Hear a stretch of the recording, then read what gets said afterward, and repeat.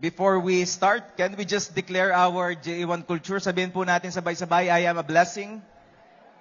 I am anointed. I am a deliverer. I am a good follower. I don't destroy, I build. I am not seasonal. I appreciate everyone and everything. I am part of something big. I am in partnership with Christ. And I am not extreme. Amen, amen. Praise God. Kamusta po kayong lahat? Mabuti naman. Malapit na pong mag-Christmas. Sino po excited na mag-Christmas? Amen. Malapit na naman mag-Christmas. So wag niyo pong kakalimutan, this coming December 7, ating pong Christmas party. Tama po, December 7, our Christmas party. Okay. Tayo po dadako na sa word. Sino pong excited for the word of God this afternoon? Amen?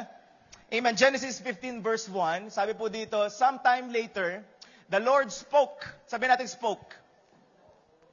The Lord spoke to Abraham. Sino po dito naniniwala ang Diyos ay mangungusap at kakausapin po ang bawat isa sa atin?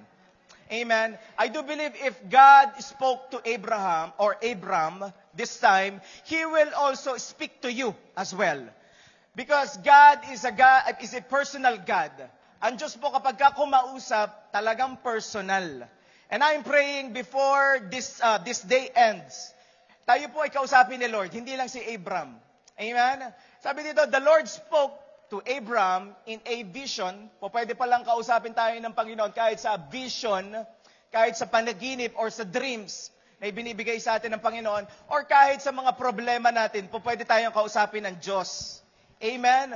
Whatever situation we are in right now, God is speaking to us. Tayo po ay kinakausap ng Diyos. Sabi mo sa katabi mo, kinakausap ka ni Lord. Amen? Kailangan lang nakikinig tayo. Kasi po si Abram, nakikinig po siya sa Panginoon. Sabi dito, and God said, or the Lord said to him, do not be afraid, Abram, for I will protect you, and your reward will be great. Kindly tell to your neighbor, your reward will be great. Sabi mo sa kabila, your reward will be great. Who among you naniniwala ka, you believe that God gives a reward sa bawat isa sa atin. And the reward is not just a simple reward. The reward is great. Sabi po dyan. The reward is great. Genesis 15 verse 2 says, but Abram replied, O sovereign Lord, what good are all your blessings when I don't even have a son? So makikita na agad natin na ang pinagpe-pray ni Abram this time ay ang kanyang anak at magkaroon ng anak. Sino po dito nagpe-pray mga mag-asawa magkaroon ng anak? Amen. Parating na. Amen. Parating na. Amen. Sabi mo sa mag-asawa na katabi mo na nag-iintay na mag-anak, parating na. Amen. Okay, sabi po dyan ni Abram, since you've given me no child, Eliezer of Damascus, a servant in my household, will inherit all of my wealth.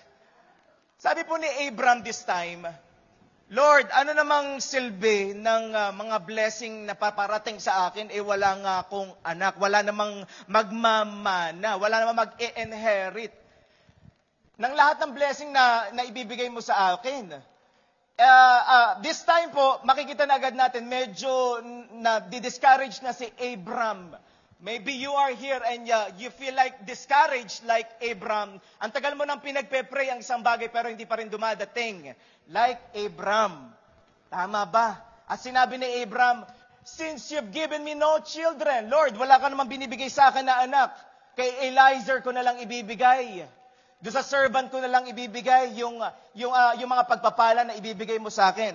Ito po, ang sagot ng Panginoon. Genesis 15 verse 3. Or sagot po ni Abraham pa, you have given me no descendants of my own, so one of my servants will be my heir. And verse 4, the Lord said to him, this is what the Lord said to Abraham this time, no, your servant will not be your heir. For you will have a son of your own who will be your heir. Ano po? O tagapagmana. Genesis 15 verse 5 says, Then the Lord took Abram outside. Pwede po basahin natin ito sabay-sabay. 1, 2, 3, go. Then the Lord and said to him, Look up into the sky and count the stars if you can. That's how many descendants you will have. Yan po ang sabi ng Diyos. Kakaiba po ang sinabi ni Lord. Look up in the sky and count the stars if you can. Who among you can count all of the stars in the sky? Kaya niyo po bang bilangin ang mga bituin sa langit? At sabi po ng Diyos kay Abram, kung kaya mong bilangin ang star sa kalawakan or sa sky, well, ganun karami ang magiging anak mo. Dami. Sino po dito gusto ganun karami ang kanyang maging anak? Imposible, no? Kung makikita natin, Lord, ang dami, Lord. At alam niyo po ba, the scientists, nung pinag-aaralan ng scientists ang sky, every day, sabi natin every day po, nag-e-expand ang sky. Kung inyo pong i-google, every day, nag-e-expand ang sky. Well, ang sinasabi dito ng Diyos, ang pangako ko sa iyo, Abraham, is sky's the limit. Anong ibig sabihin? Sky's the limit. Ay, palakpakan natin si Lord. Pag minsan kasi, limitado lang ang kaya nating isipin. Pero alam niyo po, yung pangako ng Diyos, more than we could ever imagine. Sky's the limit. Sabi mo sa katabi mo, ang plano ni Lord sa buhay mo is unlimited. Can I hear an amen? Genesis 15 verse 6, And Abram believed the Lord, and the Lord counted him as righteous. 2 weeks ago, pinag-usapan po natin is, ano ang pinag-usapan natin 2 weeks ago? Tanong ko sa inyo. Breaking our limitation. Break every limitation. But this afternoon, we're gonna talk about faith without limits. Faith without limits. What does it mean, faith without limits? Faith without limits means limitless. Hindi nalilimitahan. Faith without limits means unending. Walang katapusan. Unlimited. Sino po dito nung nasa Pilipinas, unlimited ka lagi? Oh, unlimited text, unlimited call. Sino dito gusto na unlimited na blessing? No boundary. Faith without limits means no boundary. No restriction. Not impossible. Maybe you are here and you are in a situation that you are limited. But I want to tell you, the God that we serve is a limitless God. That's why we need a faith without limits. Because the God that we serve is limitless God. Unlimited po ang Diyos natin. Amen? Kayang gawin ng Diyos ang imposibleng bagay. Kaya nga prayer po namin kanina, Lord, ayaw po namin limitahan ang kaya mong gawin today. We don't limit God. Amen? Sabi mo sa tabi mo, don't limit God. Abram has limitless faith because he served a limitless God. Kaya nga po, di ba, sabi nga sa Ephesians 3:20, hindi natin makakalimutan to. Now to him who is able to do far more abundantly. Kayang gawin ng Diyos. Hindi lang willing gumawa ang Diyos ng himala sa buhay ng bawat isa sa atin. Siya po ay able din. Amen? Magkaiba yung willing at able. Yung iba kasi willing lang, hindi able. Pero si Lord, hindi lang siya willing, able pa siya. Kayang-kayang gumawa ng Diyos ng himala sa buhay mo, sa buhay ko, sa buhay ng bawat isa po sa atin. Amen? Abraham is called the father of faith. Si Abraham po, tinawag siyang father of faith in the Bible. If you're gonna look, anong tawag kay Abraham? Father of faith. Because of his unwavering belief in God and his willingness to obey Him even when it was very difficult. Kahit na pinakamahirap na sitwasyon, sumusunod pa rin si Abram. Kaya po siya ang father of faith. At meron pong pangako ang Panginoon kay Abram. Alam ko, alam niyo na to, but doon po sa hindi nakakaalam, ito po ang pangako ni Abraham, which sa atin din. Sabi mo, sa iyo din. Ano yung pangako na yon ng Diyos kay Abram? Genesis 12 verse 2 says, I will make you into a great nation. I will bless you. I will make your name great, and you will be. And verse 3 says, I will bless those who bless you, and whoever curses you, I will, and all peoples on the earth will be called blessed through. Sino dito naniniwala, makakamtam niya or may experience niya rin ito? Kasi po sabi sa Bible, lahat ng naniwala or nanampalataya sa Panginoong Hesus, siya po ay tagapagmana din nitong pangakong ito na binigay kay Abram. Amen? Tagapagmana ka rin, pinagpala ka rin pala. Sabi mo sa katabi mo, pinagpala ka. In English, can you tell to your neighbor, you are very, very blessed. Blessed ka po. Blessed na blessed ka pala. Yan po ang pangako ng Panginoon kay Abram. Kaya po, wag mong sasabihin sa sarili mo, I'm not blessed. O ganito lang ako. No. You are very blessed, kapatid. Kasi yun ang sinabi ng Diyos. Sino dito excited ngayong hapong ito? Amen? Amen. Genesis 15 verse 1. Ito po sabi ng Panginoon kay Abram. Okay, Abram. Dadaling kita sa labas. Then the Lord took Abram, saan daw? Outside. Saan niya dinala si Abram? Outside. Ano po? Outside. Habang nagbabasa po ako, ewan ko, dinala ko ng Diyos dito. The Lord took Abram outside. Doon pa lang, number 1. Those people that have faith without limits, they go outside. They go outside. Sabi mo sa katabi mo, huwag kang lalabas. Hindi po yun ang ibig sabihin ko. Go outside. That's why number 1, our first na ating pinaka-point is go outside. Go outside. Then the Lord took Abram outside. Sabi ko, Lord, ano gusto mong iparealize sa bawat isa sa amin? What is your word? Speak to us. When God created you, when God created me, when God created us, He already knew your full potential. There is a full potential inside of you, kapatid. Merong potential ka eh. Tingnan mo ang katabi mo right now. May potential yan eh. Amen? And God wants you to reach your destiny or your potential. Gusto ng Diyos, maranasan mo yung full potential mo, yung destiny na ibinigay sa iyo ng Panginoon. That's why Jeremiah 29 verse 11 says, For I know the plans I have for you. Declares, alam ni Lord ang plano niya sa iyo. May plano pala si Lord sa iyo. Tingnan mo ang katabi mo, right now, pinagplanuhan niya ni Lord. Hindi yan basta-basta. Hindi lang yan biglang umultaw dito. No. Pinagplanuhan ka ng Diyos. May potential ka, kapatid. Ang sabi dito, alam ng Diyos ang plano niya sa bawat isa sa atin. Alam ng Diyos ang potential mo. Plans to prosper you.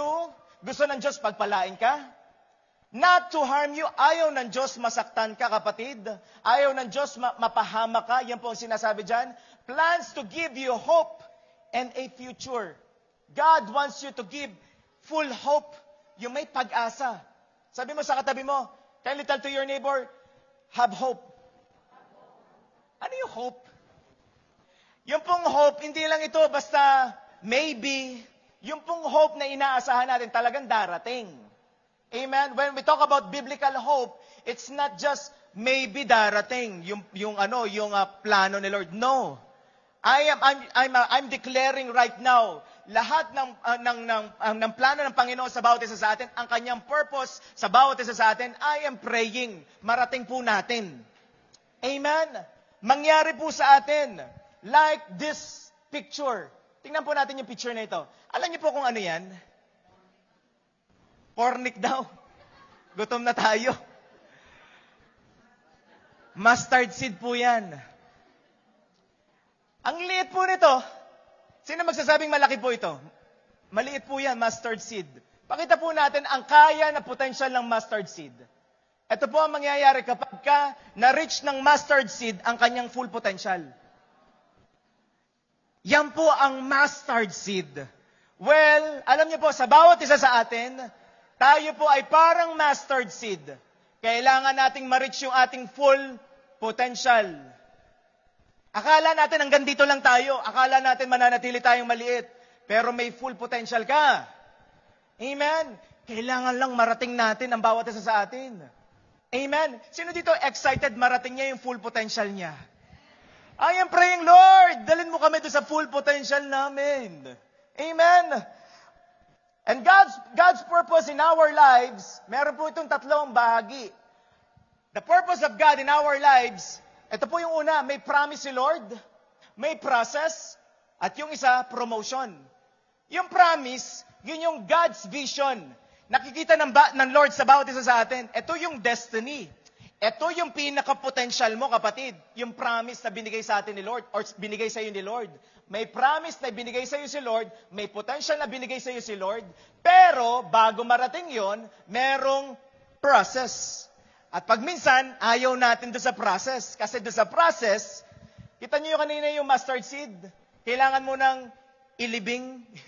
Kailangan mo nang itanim. At kapag tinatanim ka, pagka tinanim yung mustard seed, doon po siya sa ilalim, sa madilim. At para bang nasa sitwasyon ka na kagaya noon. Maybe you are in that situation like a mustard seed na itinanim. Kapag ka itinanim ang mustard seed na sa ilalim, napakadilim na sitwasyon, pero akala mo patay ka, pero buhay ka. Ikaw ay buhay. At mamaya ikaw ay puno na. Nasa process ka lang pala. Amen? Akala mo wala ng pag-asa, nasa process ka lang pala. Dahil doon sa process, that is the period of preparation, period of training, period na binibuild ng Lord ang karakter mo. Ayun ang pinakaayaw natin. Pero kailangan talagang dumaan sa process. Kasi nga, binibuild ka ni Lord. Bago dumating yung letter C. What is that? That is the promotion. Sino dito gusto ng promotion? Bago pumunta ng promotion, meron mo ng process. Sino dito handang dumaan sa process? Parang umonte, oh. Amen. Doon sa promotion, amen. Sa process, amen. Ayaw natin sa process, no? Pero sa ayaw natin at sa gusto natin, dadaan tayo sa process. Gusto mo ng promotion? Well, may process. Binibuild yung karakter mo. Yung mga bagay na kailangan baguhin, babaguhin ni Lord bago dumating yung promotion. Yung pong promotion, the fulfillment of God's promise. Amen? Excited ba kayo doon sa fulfillment ng promise ng Panginoon? I'm very excited dahil I do believe hindi pa tapos ang Diyos sa buhay ng bawat isa sa atin. I do believe we are still on a process. And after process, asahan mo kapatid, there is promotion. Amen? God wants you to step into a promotion. However, it is only possible if you are willing to step outside your comfort zone. Now, what does it mean to go or step outside? What does it mean? Letter A. Stepping outside means leaving your comfort zone. Leaving your comfort zone. Abraham's comfort zone is staying inside the house. Gustong-gusto ni Abraham, nasa loob lang siya ng bahay. Kasi yun yung pinaka-comfort zone niya. Meron ba sa inyo laging gusto sa loob ng bahay? Amen? It's okay to feel comforted, But great things never came from comfort zone. Great things never came from comfort zone. Hindi mangyayari talaga ang pinaka plano ng Diyos. Kung lagi ka nasa comfort zone, okay na to. Sino nanonood nung nagluluto na, okay na to. Amen? Comfort zone. A comfort zone, may sasabihin po ako sa inyo, a comfort zone is a beautiful place, but nothing ever grows there. Wala pong lalago, wala pong lumalago sa comfort zone. Kasi gusto mo lang doon sa comfort area mo eh. Ayaw mo ng challenge. Ayaw mo ng challenge, kaya wala talagang lalago. Hindi mababago ang karakter. Amen? And I want to tell you, in the absence of challenge, there is comfort. Hindi ko sinasabing bawal ang comfort. But in absence of challenge, there is comfort. However, in the presence of comfort, there is no growth. Gusto ng Diyos, lumago tayo. Gusto ng Diyos, lumago tayo. Sabi mo sa katabi mo, lumago. Malago. Amen? Pero walang lumalago sa comfort zone. Amen? Kaya po sinabi ng Diyos kay Abram, dinala nga po siya sa labas Kasi nga walang lumalago doon sa comfort zone. If you want to reach your destiny that God has called you to be, you need to step outside of your comfort zone. I don't know, what is your comfort zone right now? Kasi nakikita ko, may ibubuga ka pa I do believe, meron ka pang mararating Yung full potential mo, mararating mo Pero kailangan mo lang lumabas ng comfort zone. Kailangan mo lang lumabas ng comfort zone. Kaya lang, paglabas mo ng comfort zone, nandun yung challenge. Medyo may sakit yun, pero nag-grow ka. May nababago. Mamaya, makikita mo na lang, ito pala yung purpose ng Lord sa akin. Kaya pala ako dumaan sa iba't ibang klaseng process. Kasi pala, yung pala ang dahilan niya. Amen? Stepping out of your comfort zone can be scary. Maybe ang iba po sa inyo, natatakot, lumabas sa comfort zone. But when you get out of your comfort zone, you'll see that God is much bigger than you think. You will see that God is much bigger. Ang iba sa atin, sinasabi na ni Lord, get out of your comfort zone. Hindi mo maibigay yung todo mo kasi nga nasa comfort zone ka lang Kailangan mong lumabas. Amen? Hebrews 11 verse 1 says, Now faith is the substance of things hoped for, the evidence of things not seen. Hindi mo pa nakikita. Pero may substance kasi yung faith mo. Sabi mo, substance. There's substance in your faith.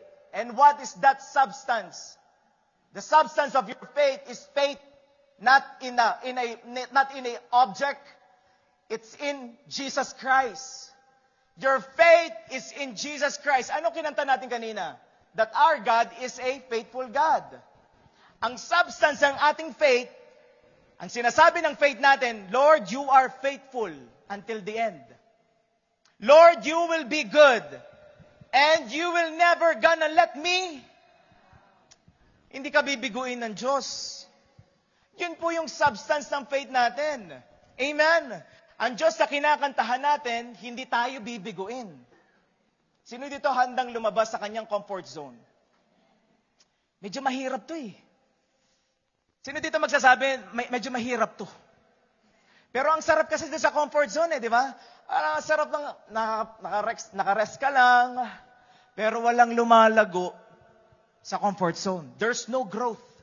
Sino dito gusto niya mag-grow siya? Sino dito gusto niya mag-level up siya? Sino dito gusto ma-reach niya yung destiny na binigay sa kanya ni Lord? You need to step out of your comfort zone. Labas na. Labas na sa comfort zone. Huwag kang mag-stay dyan.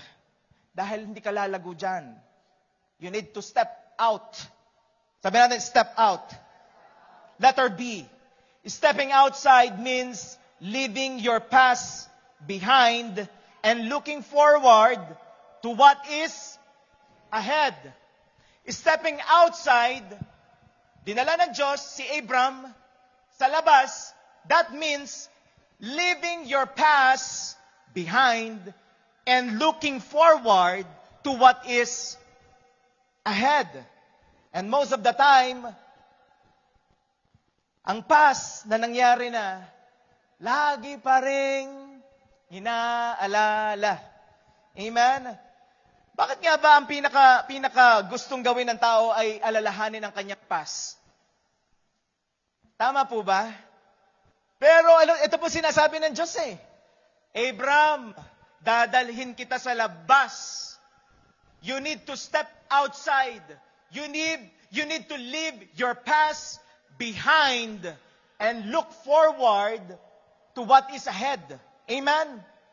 Inside the house of Abram, that is his comfort zone. And all he sees, ang nakikita ni Abram that time is his limitation and his problems. Kaya yung mga taong gusto lagi sa loob ng bahay, sabi mo sa katabi mo, hindi pala kalooban ni Lord eh. Kailangan pala lumabas tayo. Amen? Kailangan pag minsan labas-labas din. Alam niyo po, one thing I realized, nung po nagsimula akong magpastor, that was 2012. If I'm not mistaken, 2012 po ako nagsimulang magpastor. And one thing na naalala ko, si Bishop Art po, lagi kaming ine-encourage pumunta sa iba't ibang bansa. Kapag ka nagkakaroon ng Pastors Enrichment Program, pumupunta po kami sa Vietnam. And ang sinabi niya sa amin, sabi po ni Bishop Art, you know what, pastors? Kaya gusto ko kayong dalhin sa iba't ibang bansa para makita ninyo umalis sa comfort zone. Gusto ko ma-experience ninyo lumabas sa comfort zone. Gusto ko ma-experience nyo yun. At sabi po namin, bakit naman po? Kasi yung iba sa inyo, pagpupunta sa hotel, hindi sila marunong magbukas ng lights. Yung card, kasi po doon sa ibang bansa, yung card, kailangan mo nang isuksok doon sa pinaka-bukasan ng pinto. Yung iba, hinahanap, bakit walang light walang power, itong kwarto namin. Yung pala, hindi sila marunong. So in that experience, natututo po ang mga pastor noon, ay ganito pala sa ibang bansa. Akala nung iba, sino po dito na alam yung bidet? Bidet na, no? Yung bidet po, meron po kaming kakilala, ang bidet po, ginawang panligo. Alam niyo po, kailangan talagang mag-step outside pag minsan. Hindi po yan panligo ng ulo. Pampuwet po yan. Bidet po yan eh. Panghila mo sa ang lakas po ng bidet eh. Right? So, meron po kami kasamahan, tuwan-tuwa siya. Bishop, ibang klase pala yung panligo dito. Ang liit. Yung pang-shower, ang liit. Ang lakas pa. Ano ginawa mo? Sabi ni Bishop, saan mo ginamit? Sa ulo. Hindi yan ginagamit sa ulo. Ano po? Tingnan niyo po na nakikita natin. Kailangan nating lumabas para mapag-aralan natin yung mga bagay-bagay na yun. Kapag ka nasa loob ka lang ng bahay, at ang makikita mo doon, mga limitation mo. If you're just gonna stay inside your house, what you're gonna see is just your limitation. And your problems. Like Abram, Genesis 15 verse 2. Ito po sinabi ni Abram, while he is inside the house, Abram replied, of sovereign Lord, what good are all your blessing when I don't even have bumalik na uli si Abram. May pangako na ang Diyos kay Abraham, this time, Genesis 12, verse 2 to 3, binasa natin kanina, may pangako ang Diyos. Pero si Abram nandun lang sa loob ng bahay, wawa naman ako, di pa ako nagkakanak hanggang ngayon. What you're gonna see, if you're just gonna stay inside the house, is your problems and your limitation, like Abraham. Kaya po, ano sabi ng Diyos? Genesis 15 verse 4, the Lord said to him, no, your servant will not be your heir. For you will have a son of your own, who will be your heir. Ano po? Tagapagmana. Ano po? What is God is telling to Abram this time? Your past failure doesn't define or determine your future. Your past failure doesn't define or determine your future. Only God does. He has the final say over your life. Hindi yun sa sinabi mo, hindi sa na-experience mo, pastor, ito yung na-experience ko ngayon eh. Well, hindi yan ang last say. Ang last say ay sinabi ng Diyos. Like what Abraham experienced. Anong sinasabi ni Abraham? Lord, di naman ako nagkaanak, di naman dumating yung prayer ko eh. Hindi pa naman dumadating eh. Well, kung hindi pa dumating, it doesn't mean hindi na darating. Amen? Your past failure doesn't define or determine your future. Amen? Only God does. Only God does. He has the final say. Sabi mo sa katabi mo, He has the final say. God has the final say over your life. Amen? Kapag ka sinabi ni Lord, magkakaroon yun. Kapag sinabi ni Lord, makakatawid ka. Kasi sinabi na ni Lord eh. Genesis 12 eh. Sinabi na ni Lord, magiging blessed ka. Magkakaroon ka ng maraming anak. Amen? Kapag ka na kay Lord ka, talagang tagumpay ka na. Amen? That's why, ito po lagi sinasabi ni Apostle Paul. Sinabi ni Apostle Paul this time, Philippians 3 verse 13, one thing I do, however, is to forget what is behind and do my best to reach what is ahead. Forget what is behind. Sabi mo sa katabi mo, forget what is behind. Papunta na tayo sa 2026. Ang isip mo pa rin ay 2022 at 2023. Paano ka makakarating sa 2026 kung nag-i-stay ka pa rin sa 2023? Paano mo marireach ang destiny ng Lord sa 2026 kung nandun pa rin ang mindset mo sa 2023? Meron 2026. That's why most of the people, they did not reach their destiny. Why? They stay. They stay sa kanilang past. Sinabi ni Apostle, forget what is behind. The best, ito lagi natin sinasabi, the best is still yet to come. Pero nasa past ka pa rin. Come on. The best is still yet to come, pero nasa past ka pa rin. Ang mindset mo, past pa rin. Paano darating yung the best is still yet to come kung ang mindset mo nasa past pa rin? Come on. The best is still yet to come to those who look forward to what is ahead. Who among you are looking forward to what is ahead? Well, the best is still yet to come. Amen? Hindi pa tapos ang Diyos. Akala natin tapos na si Lord. May nakausap ako. Sabi niya, Pastor, alam mo, yung time na yon, ang ganda kasi nung nangyayari that time eh. Yung pagkilos ng Lord. Alam, sabi ko sa kanya, with all of my heart, I do believe, ang pagkilos ng Lord hindi natatapos. At pa-level up ng pa-level up. Kung matindi ang pagkilos ng Lord dati, mas matindi ngayon. Amen? Amen? Tama po ba? Leaving your past behind means letting it go. Ano man na nangyari in the past, we must to let it go because we do believe the best is still yet to come. Amen? Sabi mo, the best is still yet to come. Now, when I'm praying to God, sabi ko, Lord, what does it mean of leaving our past behind?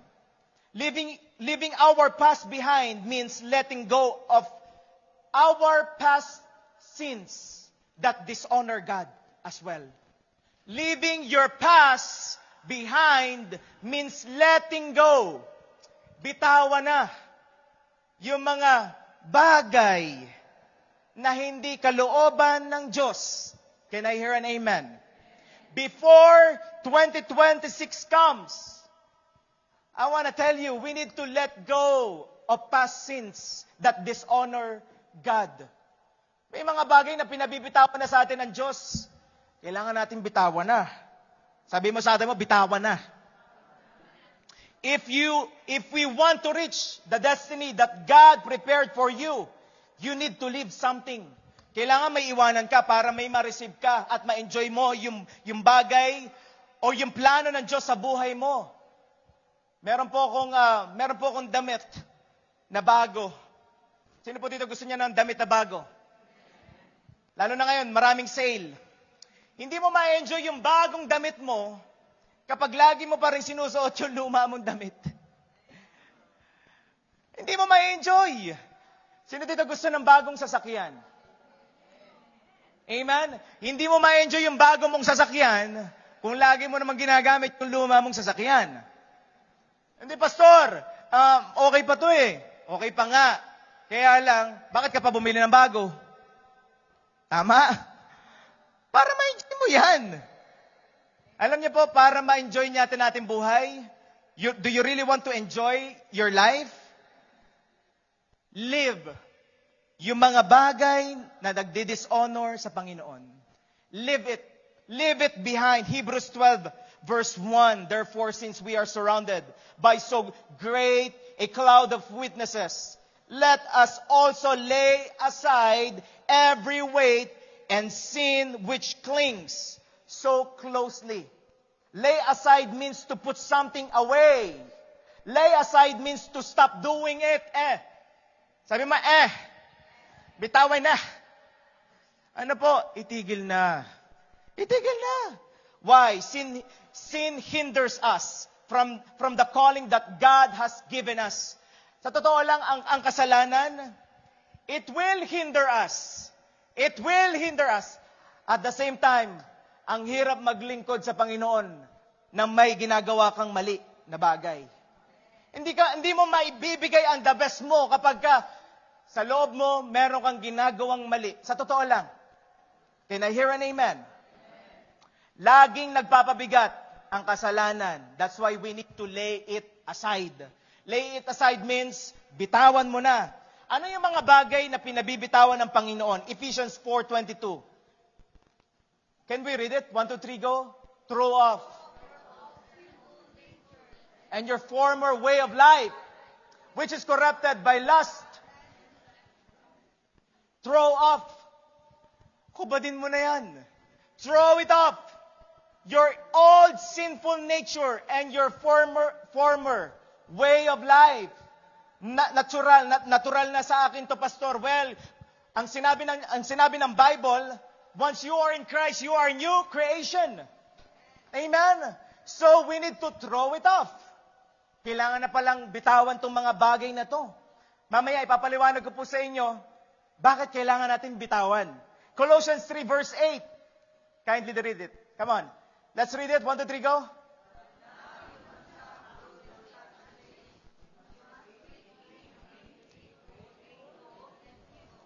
You must no longer say, aray. Aray, ang sakit. You must stop doing such things. What is that? You must quit being angry. Kindly tell to your neighbor, I forgive you. Quit being angry. Balik ka lagi na. Alam niyo po, the Bible is very true. Ang gusto ko sa Bible, direct po ang Bible. Kapag sinabi niya, quit being angry. Kasi nga po, marami talaga mabilis maghalit. Tama ba? Pero po pwedeng magpatawad. Ito po mga bagay nito, being angry, being hateful, and being evil to other people are the things na magpapabagal sa atin, sa ating paglilingkod sa Panginoon. These are the things na po pwedeng maging hindrance sa paglilingkod natin sa Panginoon. These are the things. Kaya hindi ka yung pang makapag-go ka sa Panginoon ng the best mo. Sino dito gusto niya, Lord, I want to give my best to you. Kailangan may bitawan eh. Kailangan bitawan yung angriness, being hateful and evil. You must no longer say insulting or cruel things about others. Tigilan na. Tigilan na po yung mga bagay na sasabihin sa ibang tao ng mga negative. Tama ba? I wanna tell you something. Instead of telling insulting or cruel things about others, start praying for them. You will get better results. Tama ba? Instead of saying negative things about others, why don't you pray first for them? Naipanalangin mo na ba sila? Tama ba? Kasi sinasabi sa Bible, stop doing those things. Being angry, hateful, and evil things. Direct po eh. Now, God's highest calling for you is not just to make you happy, but to make you holy.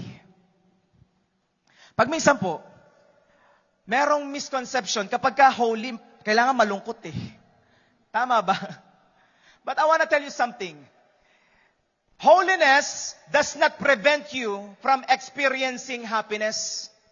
Instead, it leads you to true joy. Yun po ang tunay. Kaya wag nating sabihin, God doesn't want me to be happy. Just holy. Para bang ang lungkot pag naging banal ka eh. Hindi po, holiness does not prevent you from experiencing happiness. Dinadala ka nga ng Diyos sa tunay na kasiyahan. Kaya gusto niya, holy ka. I wanna tell you something. Kapag ka nanatili tayo doon sa mga bagay, yakap-yakap natin yung bagay na hindi natin maibigay sa Panginoon. Alam mo na hindi nag-glorify ang Diyos. I wanna tell you, you will never experience true joy. There's no true joy in lust. Doing lustful things, sinful things. There's no joy. After you did those things, bakit ganun? After I did this, I'm still empty. I did this kind of things. Meron akong mga bagay na ginagawa, but after I'm doing those things, after mong gawin, there's no joy, there's no completeness. Why? Because true happiness ay makikita mo lamang sa holiness. At nililid ka ng Diyos doon sa holiness. God wants to lead you in true joy. Makikita mo lang yon sa holiness. What is holiness, Pastor? Being aligned to what God called you to be. Being aligned sa sinasabi ng Diyos. Hindi, I want to tell you something. Sex outside marriage, there is no happiness. Sex outside marriage, I want to tell you, we need to hear this kind of things. At tayo nananatili tayo, Lord, we want purity in our church. Amen? Amen? Tama ba? Alam niyo po, ang kaaway, what is the enemy is doing right now? The enemy wants sex will be normal outside marriage. And inside marriage, ayaw ng kaaway magkaroon ng sex. Kailangan ba na itong marinig, Pastor? Yes, because sex is a gift from God in married couple. Tama ba? Amen? Kasi po ang Diyos ang nagregalo nitong napakagandang gift na ito sa atin.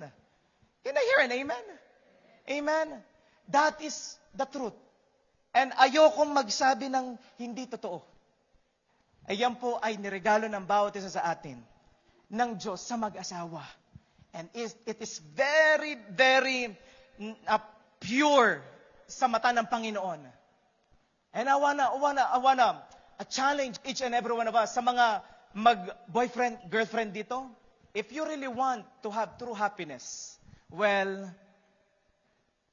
pursue holiness. Pursue holiness. Can I hear an amen? Nandiyan pa ba kayo? Letter C. Stepping outside means surrendering to God. Ay, Lord, we surrender everything unto you. Biyayaan mo kami na makapag-surrender sa iyo. Lord, biyayaan mo kami. Stepping outside is saying, God, Lord, I will not place limits on what you can do in my life.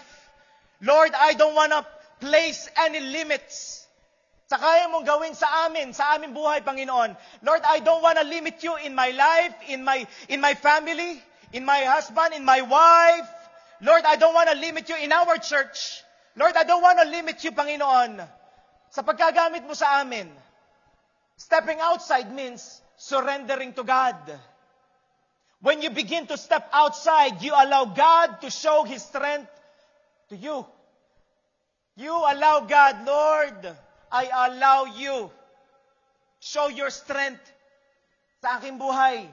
Stepping outside means taking a leap of faith. Taking a leap of faith. Fully trusting and depending on God. And I pray dumating tayo sa pagkakataon na yon. We are fully trusting God. We are fully completely trusting God. Depending on Him alone. Faith without limits comes to those who are willing to step out. And my question is, are you willing to step out? Kapatid, are you willing to step out? Are you here? Are you willing to step out? Because God is waiting for the people who are willing to step out. Who are willing to surrender everything. Lord, I am here. I am willing to surrender to you. So, it's time to step outside. Go outside of your comfort zone, leaving your past and looking forward to what is ahead. Stepping outside means surrendering to God. And God is waiting for each and every one of us to step outside of our comfort zone. To leave our past behind. To surrender to Him. Amen? I want to invite the worship team, please. Number 1 pa lang po tayo. Next week, meron pa tayong kasunod dito. Genesis 15 verse 5. Balik tayo sa verse. Genesis 15 verse 5. May I invite everyone to stand up, please.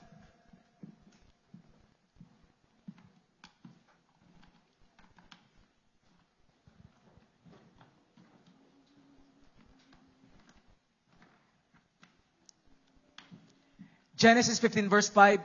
The Lord took Abram outside. I don't know about you, but alam niyo po, I am praying for our church. Ma-reach natin yung purpose ni Lord sa buhay natin. Sino dito gusto niya ma-experience yung destiny na binigay sa kanya ng Lord? I want to tell you something. Then the Lord took Abram outside. Ulitin ko po sa inyo. The Lord took Abram outside. The Lord took Abram outside means the Lord helped Abraham to go outside. That's the good news. The Lord led Abraham outside. Pastor, di ko kaya mag-surrender. Di ko kayang iwan to. Well, ito po ang good news. Kung hindi mo kaya, kaya ng Diyos. Pastor, di ko po kaya. Pastor, this time, di ko po kaya. Di ko po kaya, Pastor, mag-live ng comfort zone. Hindi naman kasi ikaw ang gagawa. Balik tayo uli. Genesis 15 verse 5. The Lord took Abram outside. Replace that name, your name. The Lord took your name outside. Hindi ko alam kung nagets niya eh. Hindi ikaw eh. Hindi ikaw ang magdadala doon sa destiny mo eh. Si Lord. Alam mo, hindi mo kaya mag-surrender ng ikaw lang eh. Hindi mo kaya mag-step talaga out of your comfort zone na ikaw lang eh. Pag minsan, masyado mo nang pinipressure ang sarili mo, you are doing your best. Sige Lord! Akala mo kasi sa sarili mong lakas kakayanin mo. No.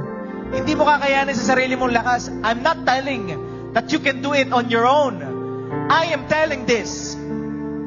You can't do those things without the help of the Lord.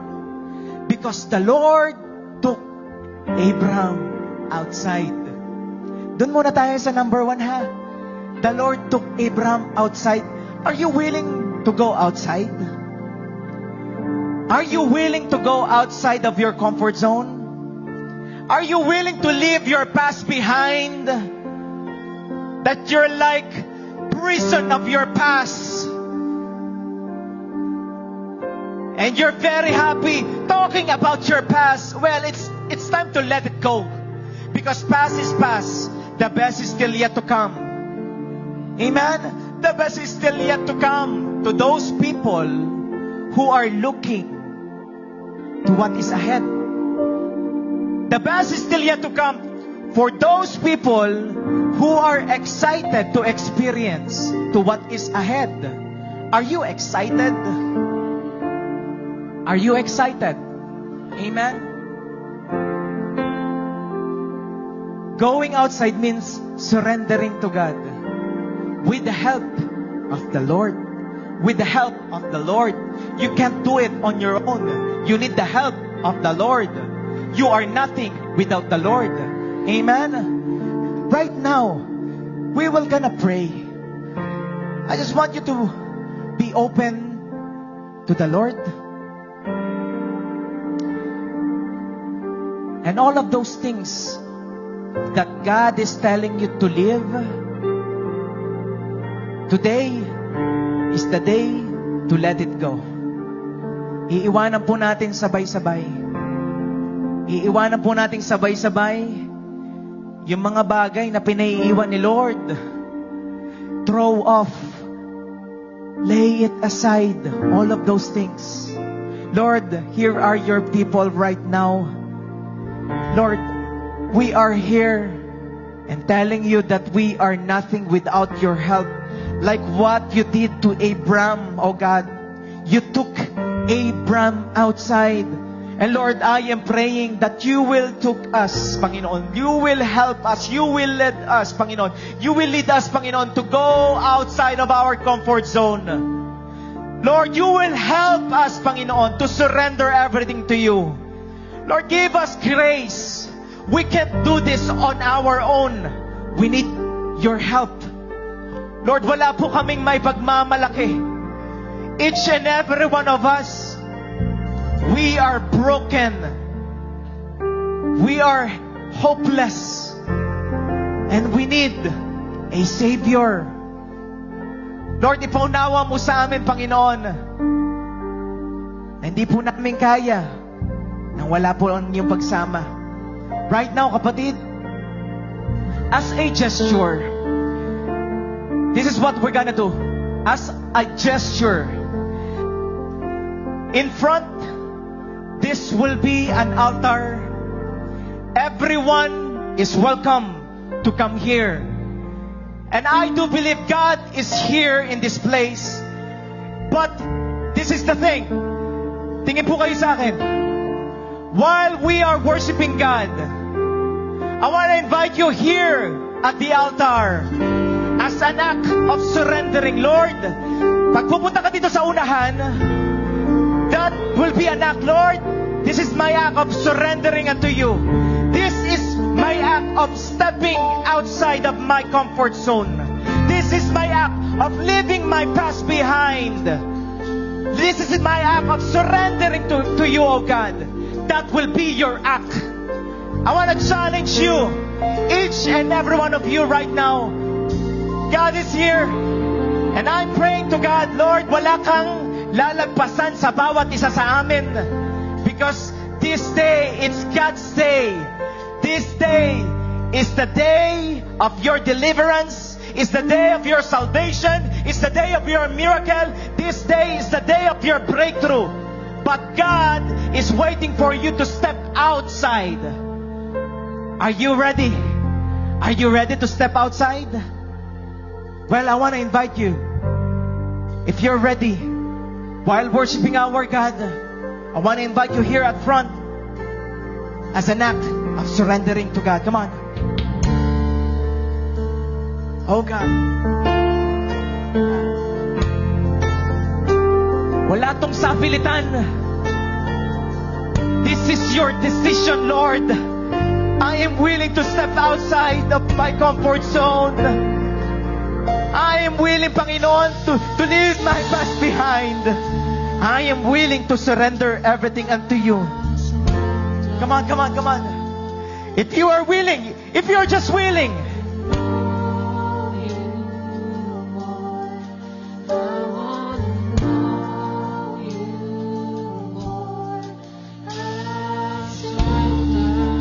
hallelujah, hallelujah. Come on, come on. Lapit kay Lord, lapit kay Lord. Pwede kang umamin sa Panginoon. You can be honest to God right now. Talk to Him while the worship team is singing this song. Come on, come on, come on. Talk to God personally. Lord, sinusurrender ko na po itong kasalanan na ito sa iyo, Panginoon. Lord, iniiwanan ko na po lahat ng galit, lahat ng inanakit, Panginoon. Come on. I am stepping outside, Panginoon, and leaving my comfort zone.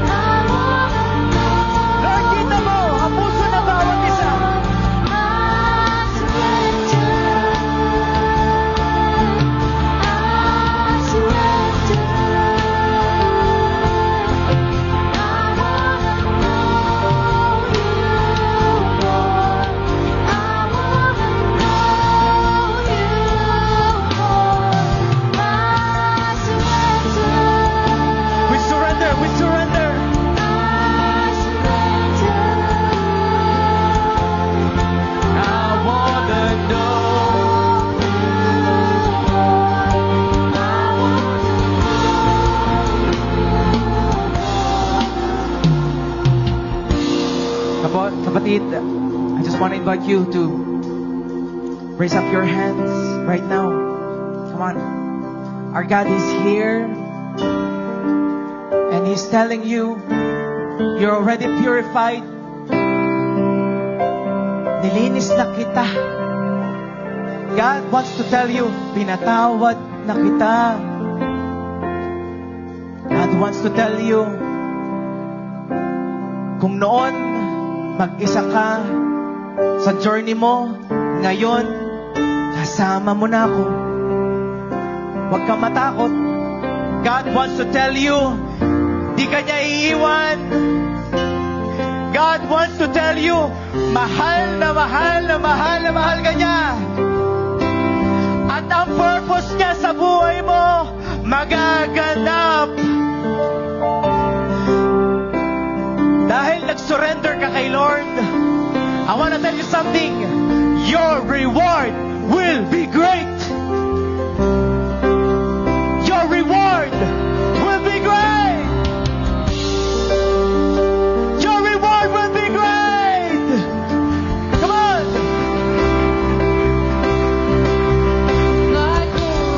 Come on, let's worship our God.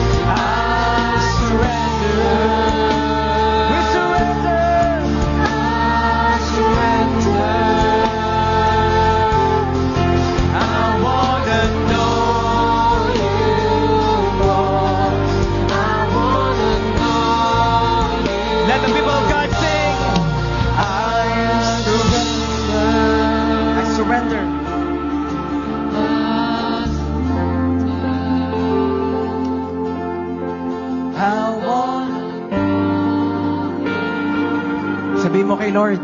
I surrender.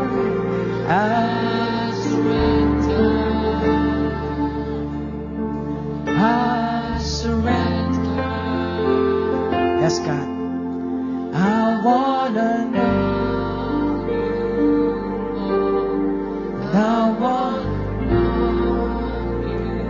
Lord, kita niyo po ang bawat isa sa amin dito right now. Lord, surrendering their lives unto you. Come on, kapatid. I just want to invite you in a quick prayer. Just put your right hand in your chest and say this prayer with me. Say, Jesus,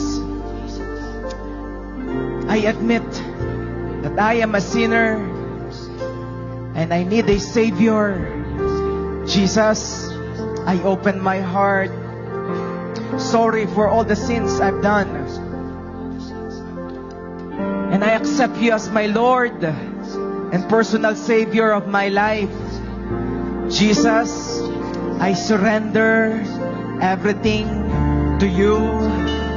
Jesus, I give my life to you and use me for your glory. I am ready to serve you, to honor you, and to love you.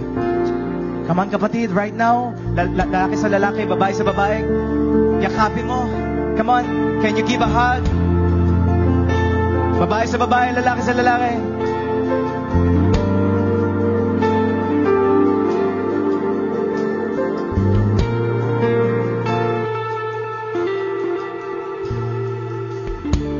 Praise God. Praise God. Praise God. Makakaupo na po tayo. Thank you, Lord.